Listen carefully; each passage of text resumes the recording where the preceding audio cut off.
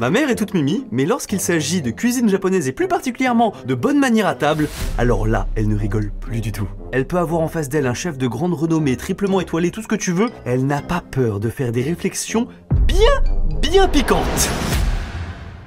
Et oui, c'est du vécu. Bonjour et bienvenue sur cette vidéo coup de gueule. Il y a des Français qui mangent japonais n'importe comment. Ça me fait un peu sourire en vrai. Bon, vous, j'imagine que vous connaissez un minimum de choses, voilà, vous savez vous tenir. Mais pour les autres, là, il y a clairement besoin d'une vidéo. Et je sais qu'il y en a qui vont me dire, non mais Louis, c'est bon, on peut manger comme on veut, on n'a pas besoin de tout respecter. D'accord, très bien, dans ce cas-là, je vais manger mon croissant comme ceci. Croissant avec une barre de chocolat, bien sûr, comme on est au Japon. Après tout, je propose que la nouvelle manière de le manger, ce soit comme ceci. On peut manger comme ça aussi. Non mais après tout, si on veut faire comme on veut, on peut faire ça aussi. Bon, pour être plus sérieux, bien sûr, vous n'êtes pas obligé de tout respecter minutieusement à la lettre, mais il y a quand même quelques règles qu'il serait bon d'appliquer. Sauf que d'une, on se rend pas compte forcément que ce qu'on fait c'est mal poli, et de deux, des règles japonaises à table, mais il y en a énormément. Vraiment, il y en a beaucoup trop, et c'est pour ça que j'ai décidé de faire un classement avec des étoiles. 5 étoiles, c'est les erreurs à éviter à tout prix, et 1 étoile, c'est des erreurs très légères que même certains japonais ne connaissent pas ou ne respectent pas. Il faut vraiment s'y connaître ou alors vouloir impressionner tes convives japonais. Et on va tout de suite se débarrasser de ce que j'appelle le trio gagnant. Il ne faut pas planter ses baguettes dans le riz, au Japon, c'est mal poli. Au-delà d'être mal poli, ça ressemble beaucoup en fait aux encens qu'on met dans un bol de riz durant les rites funéraires japonais. Et il y a aussi une autre version où on met carrément vraiment les baguettes en elles-mêmes dans le bol de riz, c'est pour que le défunt puisse se servir. C'est pour ça que planter ses baguettes dans le riz, c'est un symbole de mort, et donc à éviter. Le second, il ne faut pas se faire passer des choses de baguette en baguette. De même que pour le premier, c'est quelque chose qu'on fait durant les rites funéraires, on se passe les os du défunt de baguette en baguette. Donc voilà, à table, faut éviter. Et enfin le troisième, verser de la sauce soja dans du riz, et voilà vache, je sais qu'il y a beaucoup de Français qui le font ça au restaurant. Et pour celui-ci, il n'y a pas d'explication comme les deux premiers, voilà, c'est juste non. C'est dead de chez dead. Et si tu le fais, qu'est-ce qui se passe? Eh bien c'est pas forcément irrespectueux, c'est juste que tu montres aux autres que tu es un pleutre. Désolé de vous le dire. Par contre, une technique, c'est de casser un œuf et de mettre un œuf cru sur le bol de riz, et après tu peux mettre la sauce soja sur l'œuf cru. Forcément, elle va couler dans le bol de riz, mais tant que c'est pas contact sauce soja riz, t'es tranquille. Ce plat-là s'appelle le tamago kake gohan et c'est le plat le plus populaire au Japon. Vraiment, c'est la base de la base. Il y a même des émissions à la télé où les Japonais débattent de comment ils mangent le tamago kake gohan. Est-ce qu'ils cassent l'œuf dans un autre récipient? Est-ce qu'ils mettent de la sauce soja avant de touiller? Est-ce qu'ils touillent? Est-ce qu'ils mettent après? Enfin bref, c'est ridicule, mais pas plus que les débats céréales avant le lait, après le lait, machin, ou tout ce genre de débat, voilà, sans fin et sans fond. Bon, ce trio gagnant, vous en doutez, mais c'est du 5 étoiles. Vraiment, ne le faites pas. Et je pense que je ne vous ai rien appris de particulier, voilà, c'est quand même la base de la base. Alors si vous voulez en savoir plus sur les erreurs que les étrangers, ou plus particulièrement les Français, font à table au Japon, vous êtes au bon endroit.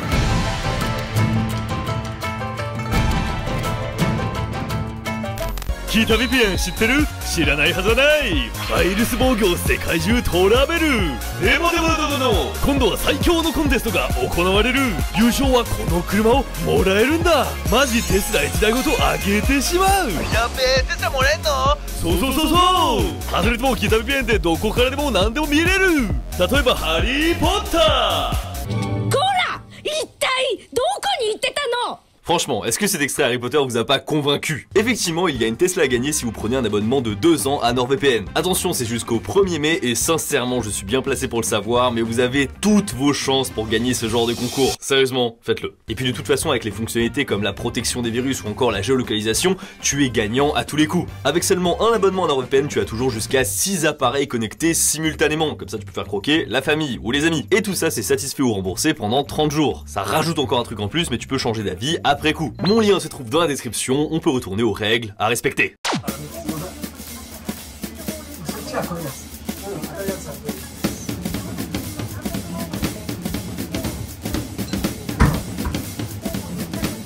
Top! Ok, vous avez vu ce passage, il dure moins de 10 secondes, et pourtant ce malotru, je ne sais pas qui était cette personne à l'écran, voilà, aucune idée, eh bien il a commis pas moins de 5 erreurs. Les avez-vous repérées? C'est parti. Première erreur, 4 étoiles sur 5.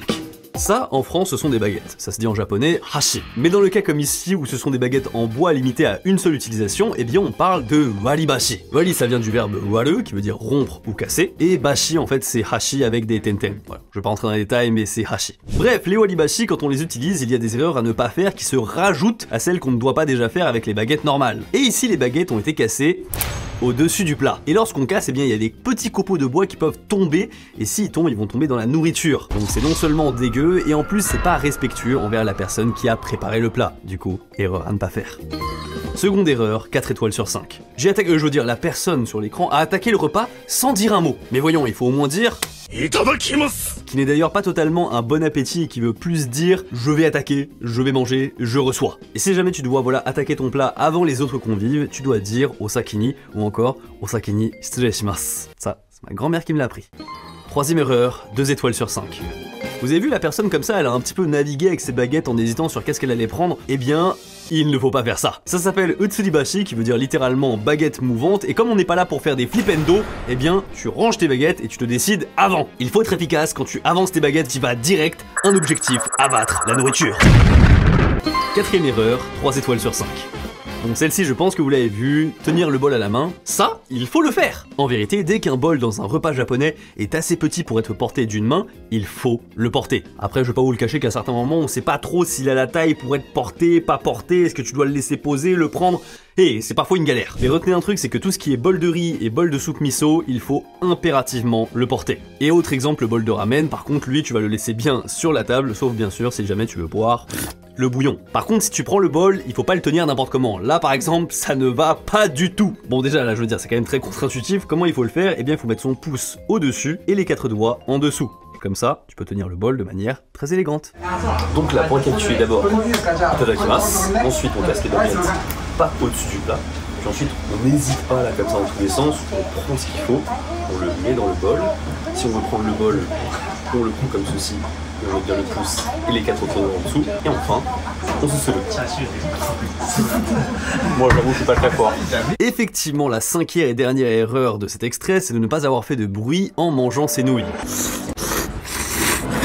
Alors, il est dit que c'est non seulement pour faire comprendre au chef que la nourriture est bonne, ok, mais le susuri, ça a surtout pour fonction de refroidir les nouilles avec l'air que tu aspires, mais aussi de récupérer plus de saveur par le nez, et donc d'avoir une meilleure dégustation des ramen.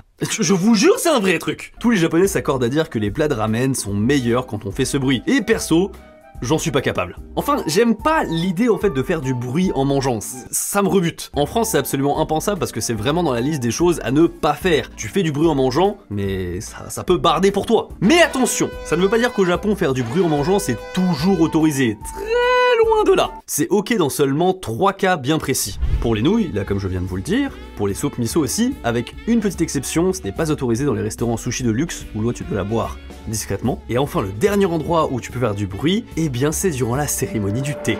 Oui, vous m'avez bien entendu, durant la cérémonie du thé, le calme, la zénatitude, eh bien tu peux faire tes meilleurs... C'est autorisé. Et même, après avoir bu, t'as le droit de lâcher un gros...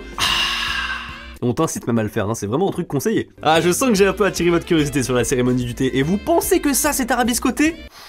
Vous n'êtes pas prêts. Déjà, une vraie cérémonie du thé au Japon, il y a un nombre de règles cosmiques à respecter et un nombre d'erreurs potentielles au moins 3 fois supérieur. Personnellement, j'arrive pas à apprécier ça. J'en ai fait une quand j'avais 12 ans et ça m'a traumatisé. C'est long. Mais c'est si long! Non mais vous n'avez pas... J'ai vieilli pendant cette séance. Et ne croyez pas que je peux pas me concentrer 5 minutes, voilà, sur un côté un peu plus spirituel, c'est pas ça du tout. J'ai fait du zazen dans ma vie où littéralement le but c'est de rester assis devant un mur à contempler ton esprit, voilà, et pendant des dizaines et des dizaines de minutes, et je trouvais ça legit plus fun et plus agréable à faire qu'une cérémonie du thé. J'ai vu à Kyoto, avec le retour des touristes au Japon, qu'ils ont ouvert des Tea Ceremony Experience. C'est quelque chose pour te faire un peu goûter à quoi ressemble une cérémonie du thé, mais leur truc il dure 45 minutes. Une vraie cérémonie du thé, ça dure 4 heures. 4 heures durant lesquelles t'es censé prendre du bon temps et te détendre. 4 heures durant lesquelles le climax du fun, c'est lorsqu'on te verse du thé dans ta tasse. Mesdames et messieurs, je comprends qu'à la suite de ces mots que je viens de vous dire, vous soyez en train de crier sur vos canapés et que vous vouliez accéder à ce niveau de fun encore jamais égalé. Je le comprends, je le concède. Mais pour ça, vous allez voir, il y a quelques petites erreurs à ne pas faire. Être pieds nus, être en retard, ne pas être habillé en kimono, marcher sur les bords des tatamis, ne pas s'asseoir en seiza, parler. Oui, c'est pas une blague, tu n'as pas le droit de parler à n'importe quel moment durant une cérémonie du thé. Je vous ai prévenu. Attendez, que vous croyez que c'est fini? Il y a aussi des règles. Manger les sucreries entièrement avant de boire le thé, apprécier le bol, le soulever selon une technique bien précise, le tourner tout en l'admirant pour ne pas salir le joli côté du bol. Une fois le thé bu, vous devez retourner dans l'autre sens du bol et le poser selon un schéma bien défini. Et ça, c'est quand vous êtes le caqueux, le client, et pas l'hôte. Parce que quand tu es l'hôte, mais là, tu multiplies par 10 000 les règles qui sont imposées. Le moindre mouvement doit être millimétré et c'est même pas une exagération ce que je suis en train de dire. Des personnes dédient leur vie à ce que le moindre de ces mouvements soit optimisé et élégant pour que l'ustensile ne fasse plus qu'un avec la personne. Il faut imaginer ça un petit peu comme de la calligraphie où tu as des grands maîtres qui ont vraiment le mouvement parfait qui permet d'avoir la beauté vraiment dans le trait. Et bien là, la beauté elle se retrouve voilà dans le goût forcément, dans la mousse, dans l'élégance du mouvement. Je respecte en vrai la cérémonie du thé, hein. C'est juste que je respecte aussi le fait que c'est un truc qui est... C'est bien de loin, je veux pas y participer. Parce que tu vas passer ton temps à stresser pour ne pas commettre d'erreurs et à te corriger quand tu en fais. Et tu vas en faire. Tu vas même en faire beaucoup. Ce que j'avais vécu quand j'étais plus petit, c'était pas du tout avec un organisme, c'était une famille noble au Japon qui nous avait invités avec mes parents à vivre ça, et waouh. En soi, ça m'a fait une belle expérience, mais waouh, j'ai souffert. Bon, après, ça m'étonnerait que des touristes au Japon expérimentent une vraie cérémonie du thé. En revanche, quelque chose que vous allez certainement tester, même obligatoirement tester, ce sont les sushis. Les erreurs quand tu manges sushi. Je dis rien. Quand certaines personnes en France mangent des sushis avec de la sauce sucrée, c'est bon, je dis plus rien. Par contre, les gens, quand vous venez au Japon, il y a des petits trucs à savoir pour pas passer pour un pleutre. Encore une fois, si vous allez au Sushiro, voilà, bon, c'est pas grave, tu peux manger un peu comme tu veux, tu peux faire n'importe quoi. Mais si jamais vous décidez d'aller dans un restaurant de sushi de luxe, alors là, va falloir réviser un petit peu. Déjà, on reste courtois et silencieux. Dans les sushis de luxe, il y a généralement entre 5 et 12 places assises, donc c'est un tout petit restaurant et tout le monde est au comptoir. Et on va pouvoir attaquer avec les erreurs. Première erreur, 4 étoiles sur 5. Si jamais vous avez l'occasion de commander auprès d'un itamae-san, donc un chef sushi, ne posez jamais la question « Quelle est votre suggestion du jour ?» C'est une phrase très basique qu'on peut dire dans les restaurants français pour un peu faire la conversation, savoir qu'est-ce qui est au menu. Au Japon, ça peut être insultant. Pour la bonne et simple raison que le chef s'est levé tôt le matin pour aller au marché pour choisir les meilleurs poissons du jour. Donc pour lui, tout ce qu'il a pris est excellent. Et si vous demandez c'est quoi la suggestion du jour, eh bien ça sous-entend qu'il y a des choses qui ne le sont pas. Donc ça veut dire qu'il serait allé au marché et qu'il aurait pris des produits qui ne sont pas du jour et qui donc seraient moins qualitatifs. Seconde erreur, 2 étoiles sur 5. Quand le sushi arrive, bon je comprends, vous avez envie de prendre une photo, tout ça, mais il ne faut pas trop attendre. C'est pas élégant d'attendre, voilà, de discuter un petit peu comme ça, discrètement avant de manger le sushi. Non, le sushi arrive, tu le chopes, tu le manges. Encore une fois, toute la préparation depuis tôt le matin a été calculée pour que le sushi soit au top de sa forme au moment où le chef le pose devant toi. Donc tout de suite tu le prends, tu le manges. Troisième erreur, 3 étoiles sur 5. La manière de manger, je sais que ça en va choquer plus d'un, mais on ne trempe pas le riz dans la sauce soja. Vous commencez à comprendre que le riz et la sauce soja, ce ne sont pas des très bons copains. Lorsque vous trempez le sushi dans la sauce soja, vous devez tremper que la partie poisson, donc le neta, dans la sauce soja, et pas le chali, la partie du riz. C'est comme ça qu'on fait avec les baguettes pour tremper uniquement la partie poisson. Si c'est compliqué, vous pouvez y aller à la main, je rappelle que c'est tout à fait ok. Mais une fois en bouche, attention, on doit manger le nigiri avec d'abord la partie poisson qui touche la langue, donc à l'envers. Hop là. Quatrième erreur, 2 étoiles sur 5. Ne mettez pas de parfum. Je veux dire, déjà au Japon, mettre du parfum, c'est pas très courant, mais surtout au sushi de luxe, le parfum, vous l'oubliez. Ça peut altérer les saveurs du produit voilà, que vous avez en face de vous, et c'est tout ce qu'on veut pas. Cinquième erreur, 3 étoiles sur 5. Le gingembre ne touche jamais la sauce soja. Et il doit encore moins se manger avec le sushi. Oui, j'ai déjà vu ce genre de choses, mais qu'est-ce que non? Comment tu peux penser ça? Au contraire, je veux dire, le gingembre, il sert en fait à reset ton palais pour avoir de nouveaux goûts pour la suite. Mais il existe une exception. Une exception où tu peux mettre le gingembre dans la sauce soja. C'est lorsque tu as un gunkan. Bon, littéralement, ça veut dire navire de guerre, mais en fait, ça fait référence à ce genre de sushi. Dans ces cas-là, tu peux utiliser le gingembre comme pinceau pour peigner le gunkan zushi de sauce soja. Et c'est d'ailleurs le seul et unique moyen élégant de mettre de la sauce soja sur le gunkan zushi, et ça je ne le savais pas du tout, c'est cette vidéo YouTube qui me l'a apprise. Sixième erreur, 3 étoiles sur 5. Et il m'a appris aussi autre chose, c'est la 6e erreur, tu ne dois pas séparer le neta du chali et tremper comme ça dans la sauce soja et revenir. Pour le coup, c'est une erreur que beaucoup de japonais font et j'en fais partie. Encore une fois, au sushi du coin, c'est pas grave, mais si jamais tu fais ça dans un sushi de luxe, on te brise la nuque. Par contre, il y a un autre souci, c'est que les Japonais, ils commençaient un peu à délaisser le riz et à manger que la partie du poisson, parce que le riz, voilà, ça fait grossir, et du coup, ils voulaient pas prendre trop de riz. Et c'est comme ça que la plus grosse chaîne de sushi au Japon a saisi cette occasion. Attends, mais les clients là, ils laissent du riz à chaque fois. Est-ce qu'il n'y a pas moyen d'éviter ce gaspillage? Mais oui! Ils ont décidé de sortir des pièces de nigiri, mais avec des mini chalis. Voilà, la partie du riz est divisée par 2, et tout ça pour le même prix. Ah non mais vraiment, Sushiro, ils sont extrêmement forts marketingment parlant, et le pire c'est que ça marche parce que j'en ai pris. Oui, j'en ai pris. 7ème erreur, 4 étoiles sur 5. Celle-ci, je vous en veux pas parce que avec la taille des nigiri en France, je veux dire, il y a tellement de riz dans le truc, c'est dur. Mais en vérité, un sushi, tu ne dois surtout pas le manger en 2 temps. C'est forcément une seule bouchée. Et en France, parfois, ça peut être un peu dur, une seule bouchée. 8ème erreur, 2 étoiles sur 5. Mélanger le wasabi dans la sauce soja, ça pour le coup c'est quelque chose que je fais totalement. Bon après là je suis à Sushiro, du coup tout le monde s'en fout. Mais je veux dire dans un restaurant de luxe, là c'est vraiment niet. De toute façon le sushi sera certainement déjà assaisonné, tu n'auras plus qu'à le mettre en bouche. 9ème erreur, 4 sur 5. Se verser des litres de sauce soja, sans déconner, arrêtez d'abuser. Je sais qu'il y en a beaucoup qui font ça en plus. Au pire vous pouvez vous resservir, mais n'en mettez pas la dose. Bref, voici les 9 erreurs à éviter dans un restaurant de sushi, particulièrement dans un cadre de luxe. En vérité, il y a beaucoup plus d'erreurs potentielles que je ne vous ai pas dit, par exemple le fait qu'il faut toujours commencer par le poisson blanc avant d'attaquer par exemple le thon, parce que du coup sinon c'est trop gras par rapport au reste, donc du coup tu vas être déphasé au niveau du goût. Après il y a aussi quelques micro détails où quand tu prends le nigiri et tu le mets dans la sauce, il ne faut pas secouer un peu le nigiri pour enlever les dernières gouttes de sauce soja. Non, tu fais pas ça, tu prends, tu manges. Et aussi dernière chose, tu dois parfois enlever ta montre en métal pour ne pas abîmer le comptoir en bois des Itama S1. Et encore là vous avez de la chance, les sushis on peut les manger à la main. Mais si vous décidez d'utiliser les baguettes, on est reparti pour un tour. Les erreurs quand tu manges avec les baguettes. Je vais être honnête, je pense qu'à ce stade de la vidéo vous êtes en mode quoi? Et je vous avais prévenu, hein, les règles de bonne manière à table au Japon c'est infini. Planter ses baguettes, 4 étoiles sur 5. Combien de fois je me suis engueulé par mon papy parce que je devais pas planter mes baguettes dans un aliment? Je veux dire par exemple une omelette. T'as envie de planter dedans, c'est tellement pratique. Non, tu ne dois pas le faire parce que c'est les choses que font les pleutres. Le déplacement avec les baguettes. Déplacer un bol avec ses baguettes, bon pour le coup là c'est assez évident, faut pas le faire. Ça paraît un peu plus naturel. Le goinfre des baguettes, mangibashi. Ça c'est quand tu as un petit morceau de riz qui reste sur tes baguettes et que tu fais... Voilà, ça ne se fait pas. Et je vais être honnête, beaucoup de japonais le font ça, hein, franchement. Ne pas enfoncer la nourriture avec les baguettes. Ça c'est du petit 1 étoile parce que sincèrement je pense qu'il y a plus de japonais qui font cette erreur là que d'étrangers. C'est quand tu as un peu trop le... tu pousses un peu dans ta bouche, c'est ça. Pointer quelqu'un avec ses baguettes. Là pour le coup c'est du 5 étoiles sur 5, là non, faut pas faire ça, genre pointer non, ça ne se fait pas. Parler avec des baguettes en main, 1 étoile sur 5.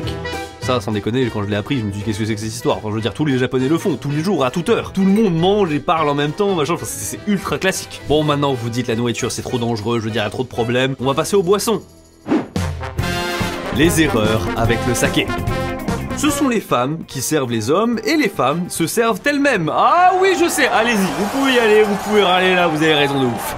Si vous êtes 2 hommes ou 2 femmes, vous ne devez pas vous servir vous-même, c'est à l'autre de remplir votre verre. Et bien sûr, si on parle de saké, l'alcool de riz, eh bien, il y a encore d'autres règles. On ne laisse pas verser son verre sans le porter, on doit soulever son verre. Ensuite, il faut remplir ce verre, mais pas à ras-bord, environ 90%. En revanche, il y a un geste presque inné que tu vas faire quand tu as un verre de saké, c'est un peu de tourner comme ça et de regarder un peu au fond de ton verre. Non, c'est complètement... il faut pas le faire. Bon là vous vous dites, j'en peux plus. Il y a trop de règles avec les baguettes, avec la nourriture, avec les sushis, avec les boissons. Pour être tranquille, je vais prendre de la street food. Manger debout, 3 étoiles sur 5. Alors celui-ci il est un peu spécial parce que un coup on te dit non, un coup on te dit oui. Dans cette vidéo à Kamakura, ils ont carrément mis un décret pour que les touristes ne marchent pas en mangeant. Ce serait déclaré comme très peu élégant, mittomonai en japonais. Et ça pourrait aussi accidentellement salir les autres personnes, voilà apparemment il y a eu des incidents, des chemises tachées, oh mon dieu! Personnellement, ce à quoi je pense le plus, c'est avec les brochettes. Je m'imagine plus des gens qui vont s'empaler avec la brochette. Mais apparemment, ça va. Il n'y a pas trop de genre d'accidents qui se produisent. Mais écoutez, le mieux encore, c'est d'aller voir comment ça se passe sur place. Actuellement à Asakusa, forcément quartier extrêmement touristique, là c'est genre blindé chez blindé. Et une des enseignes les plus connues c'est ici, ils servent en fait des kinako mochi, en fait enfin plutôt kinako dango, c'est des mini dango comme ça qui sont enrobés de kinako. Et la spécialité en fait d'ici, c'est qu'on ne te laisse pas manger en marchant. En gros, dès que tu achètes, la personne là, vient de nous le dire, vous restez ici, vous êtes obligé de boire et de manger ici, genre le tabe aluki, voilà, donc c'est littéralement manger et bouger, enfin manger et marcher, c'est pas autorisé. Ça va, on va dire, mais bon, c'est pas le feu. La vendeuse qui a dit à un groupe de personnes, pas en touriste, voilà, qui a dit voilà, vous n'avez pas le droit de manger même un peu à côté. Genre, il faut vraiment qu'il ils mangent dans le stand du restaurant et c'est grave frustrant en vrai. Pareil, regardez ici, même style, ils vendent des taiyaki et on n'a pas le droit de manger dehors. Ils sont obligés de rester bien assis. Effectivement, dans un atelier de quartier, il y a énormément de stands de nourriture et tout est mis en fait sur une seule allée. Donc du coup, si tu dois t'arrêter pour manger, tu vas littéralement boucher l'allée. C'est pour ça que sur ce point de pas le droit de manger en marchant, j'ai l'impression que c'est selon certains contextes. Effectivement, dans la rue, c'est pas très bien vu de manger en marchant, mais par exemple dans un festival, eh bien c'est totalement autorisé, c'est même presque nécessaire, j'ai envie de dire. Et donc du coup, ça donne un peu une fâcheuse tendance de quand c'est pour les touristes, c'est interdit, quand c'est les japonais, c'est ok. Et ce genre de différence de traitement, c'est typiquement ce qu'une touriste chinoise a dénoncé.